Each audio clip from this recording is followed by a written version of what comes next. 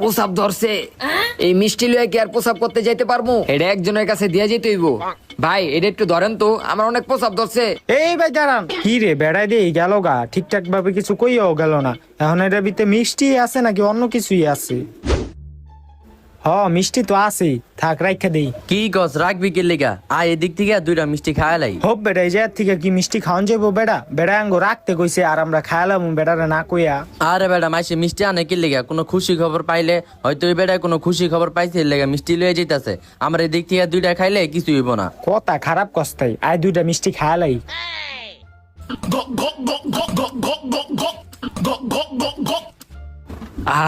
On একটু শান্তি লাগতেছে।